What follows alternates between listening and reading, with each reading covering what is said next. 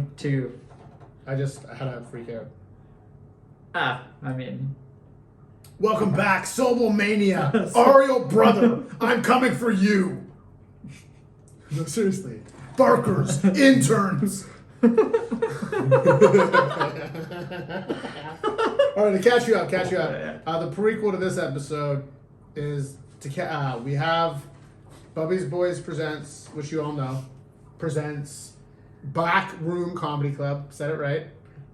We're open now, Wednesday through Sunday, 8 and 10 p.m. Midnight on Saturdays. And so we have that. That's going. And then we also have this podcast. The Cookcast podcast. You hear right now. And which is one of the most fun things we're doing. Yes.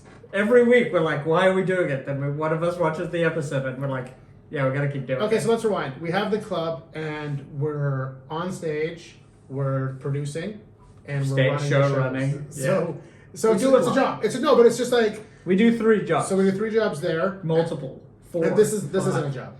This is like this is fun. The work behind it is. This is usually.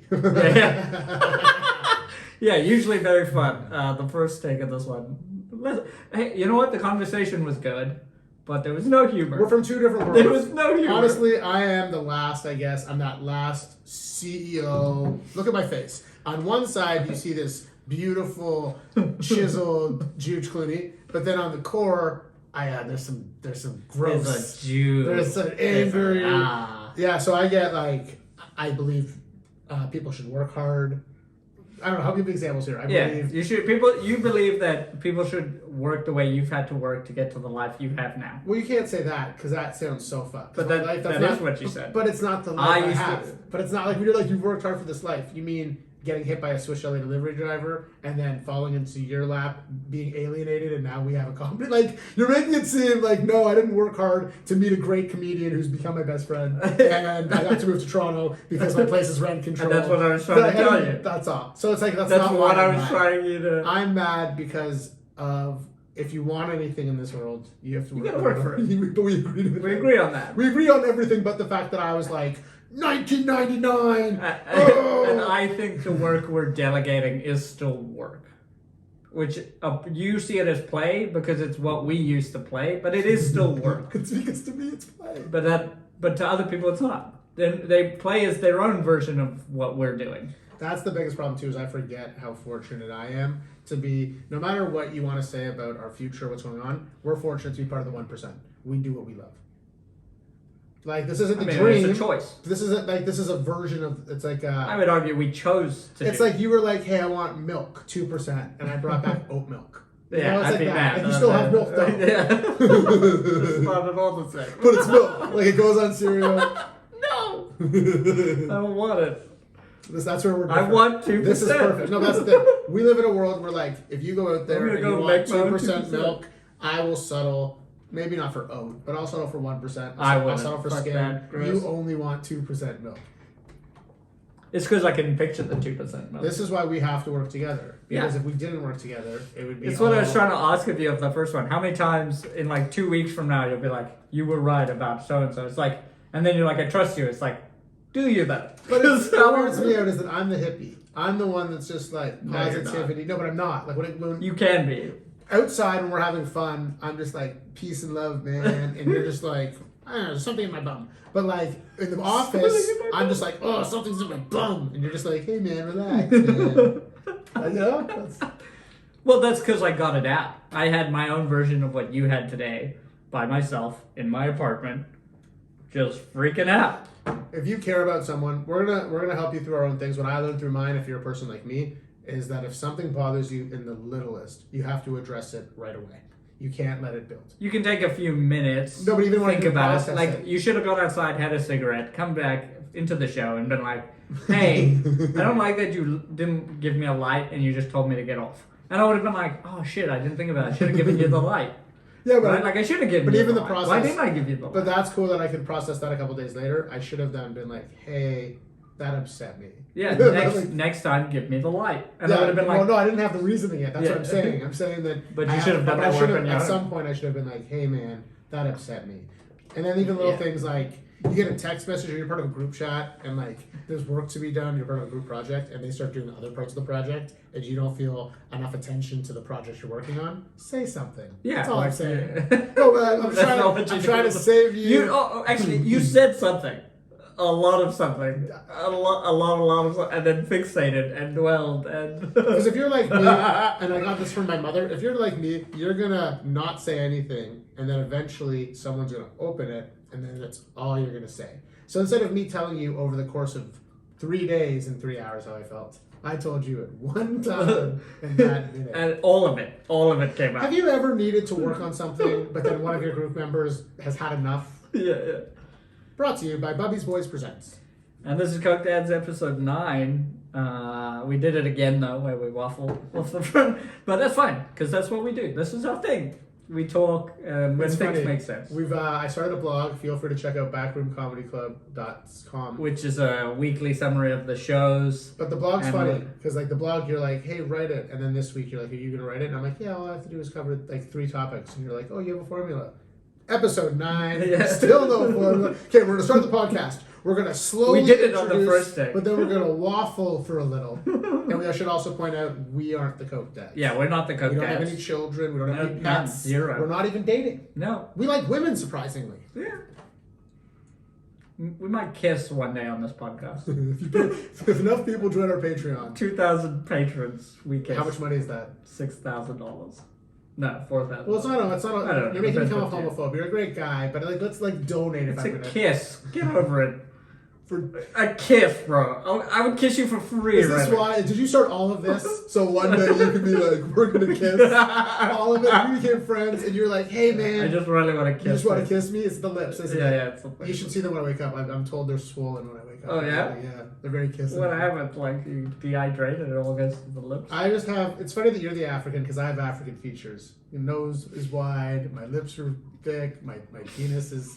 Every episode. I actually thought that. Every episode. There's in the back end of the last episode on the Patreon, if you subscribe, we literally run a bit for like 2 minutes about how big your dick is. For the record, though, the only reason I bring it up all the time is because you're 5'1". No, because if you know me, if you know who I am, I bring it up regularly. That's what you notice with stand-up. That's why the podcast helps. I'm the most anti-podcast ever. However, if you do your own editing, we're proof. Like everyone's like, oh, you opened the comedy club, you got funny. It's like I also spend like 18 hours a week. You must spend 30 hours a week.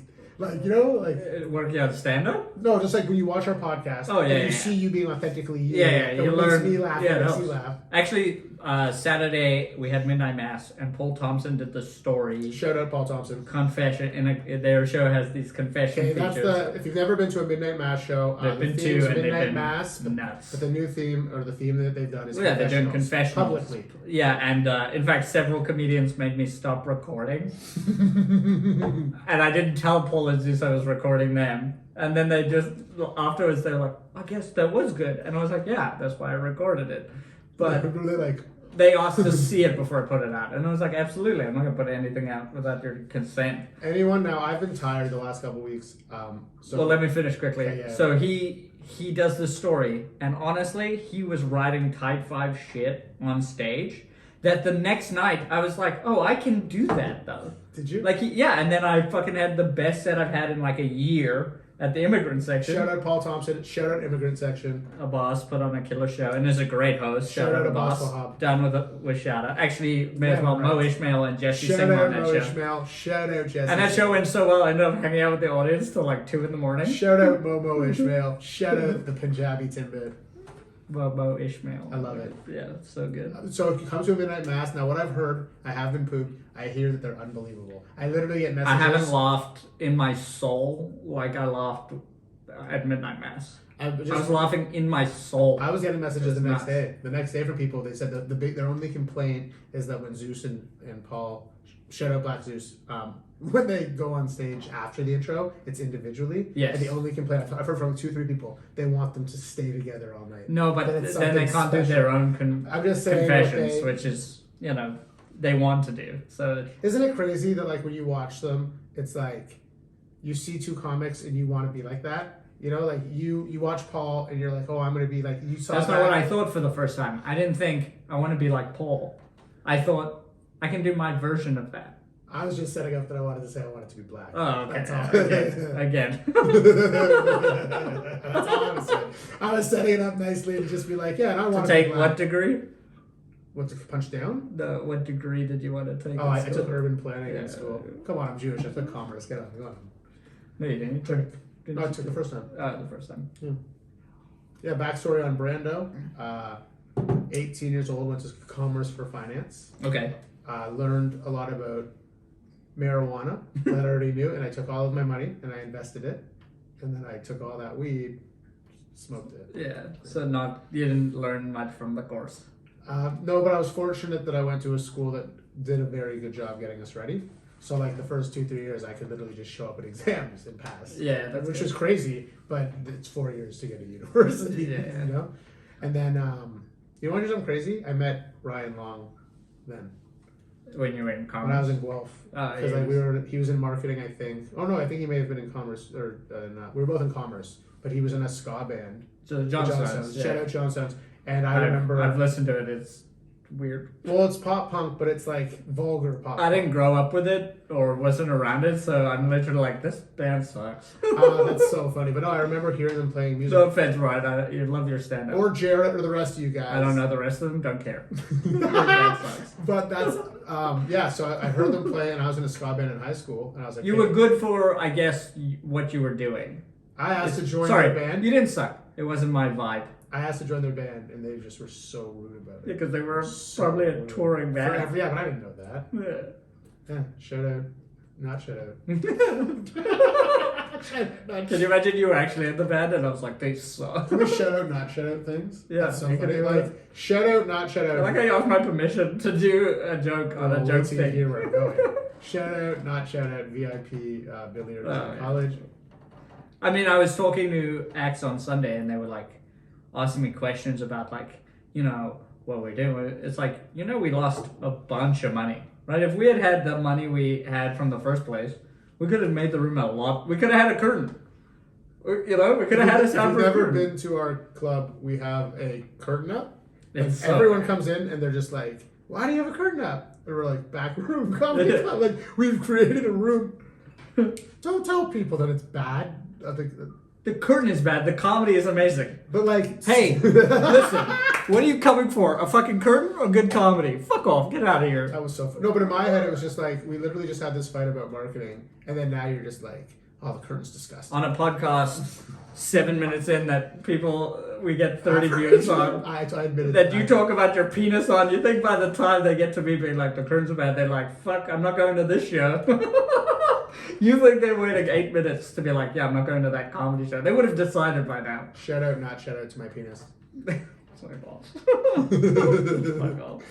Oh, this is really fun again. Yeah. The best part about fighting with your friends is you know what? On Patreon, we're going to cut up some of that fight.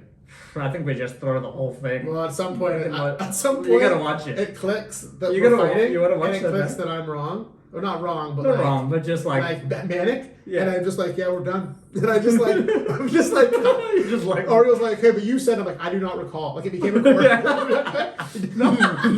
You're just like, do you not remember saying? And then I was just like, saw the camera, saw you. I do not recall. And then I plead the fifth. We're in Canada. I plead the Fifth Amendment that all Americans.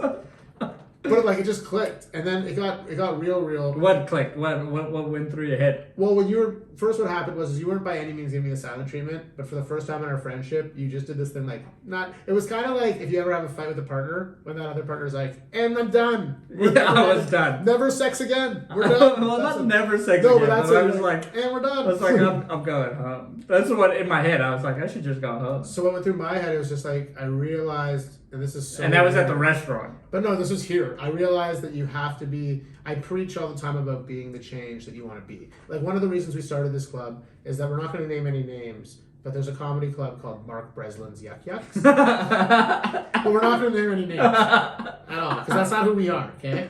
But it's called Mark Breslin's. Like, I thought it was Yucks. And then I started comedy, and I noticed in every city... Quick aside, Mark, if you are listening, I actually respect you a lot. I think you do a lot of good What are you stuff. doing? I don't know what this guy's doing. Okay, Mark... We'll probably cut this part out. No, we're definitely not cutting this part out. Maybe. Patreon. We'll see. But I'm just saying that it's called Mark Breslin's Yuck Yucks. Yes. And this whole time, we've opened this comedy club, and I was like, making jokes, we'll call it Robert Cackham's backroom carnival. But at the end of the day, we were like, so we're not going to do that. Yeah. We're not going to do that. And then during our fight, and this is how we shouldn't have pressed play, because right before we pressed play, I was like, we should call the club Brandon Sobel's backroom carnival club. And then I pressed play. Because for the first time in this journey that we've had, now, let's be real, Weirdo Carnival's back. Come out Sunday. Which is going to be dope. I'm excited. And the first few are going to be painful as fuck. I've been running this show, the Weirdo Carnival, for like, I started comedy in 2012. I probably started 2013, 14 Weirdo Carnival. You know, like it's been like, it's been a while. And like, even when I went on my, like, remember when I disappeared? Yeah. I would still come back to Brantford every 2 weeks and do that show. That's the show we became friends. But the show's back. Oh, where was I even going with this? You're excited. I'm excited, but then I was... Well, also, I may as well play... no, plug your show. Well, no, but what I'm trying to say is that, like... So now, it's like... I never understood why Breslin would call it Mark Breslin's Yuck Yucks. And now that we've had the club for 6 weeks, and the reason I brought up Weirdo is that... So say I've been running that show for 8 years. Then how long have you been running shows for? Including music or just comedy? Well, that's even its own because I didn't talk about my music shows. So let's I've been throwing concerts since I was 15. So how old are you now? I'm 33. So honestly, if we're gonna include my music expertise and shit, and like let's say like here and there the odd party that I would start bands and stuff, we've been doing this for like 30 years, just collectively. I booked a once a week comedy show for a year, but I didn't do much of the. I did promo work for it. It was in the bar I worked in. And that's how I started, but those guys brought the comedians. But never once, and maybe in my early shows it said Brandon Sobel presents, or maybe Bubby's Boys presents. Yeah. But I never always, like, we made just jokes there. I also respect Mark Breslin. I think that what he's done for comedy is dope. But there's a rumor going around that's probably true, that he one day told the comedians that they're not, the audience isn't there for them. Yeah, they come for Yuck Yucks. He put a dead person's name on the marquee. And it sold out. And since then, and when I heard that story, I was like, I want to change that. And when we started this podcast, that's what it realized. No, but I realized, like, these comics, like, when they walk in, they should see, like, Kagan and Sobel present. Like, they should just, and again, I was getting ego, and you can tell I think they get that. But you and I both agree that that's not what this is. You're saying what my problem was. Yeah. The problem is that in my core, I'm a 60-year-old Jewish man that wants success and knows how to get and it. Notoriety and respect. Yes. And to be like, thank you, Brandon, for giving me this opportunity. Like, I can't believe I'm admitting this on the podcast. I know what Harvey Weinstein did was wrong, 100%, but I wasn't surprised he did it. Yeah. Does that make sense? Like when I heard like, oh, this big ugly producer. Yes, but when I heard like this big ugly producer is making women do sexual stuff to get in movies, I was like, isn't that how you get a movie? Do you know what I'm saying? I'm not saying that like that. Oh, I want to be a film producer for that. I'm saying in my head is that like there's a part of me that's like a evil Jew that's like when you walk in he's no Harvey Weinstein. Like when you walk in this my club, I want you to like respect you. I want you to polish my shoes. Like, why are you here? Why is my dry cleaning not picked up? Why are you here right now? Just do something. How about that? How about just do something? Not you, but like you're gonna come to the club. Did you just hear what you just said? I'm trying not to break. I'm trying to make this serious. Insane. You know what I'm saying? Just do something. But that's what you're making me. This is what's cool about having a partner. Now they tell you to not get into business with people at all, let alone your friends. What's cool about us is that normal people after the fight today, they wouldn't have spoken until at the club tomorrow night. Yeah. But like we're not normal, and B, we see the other one's perspective.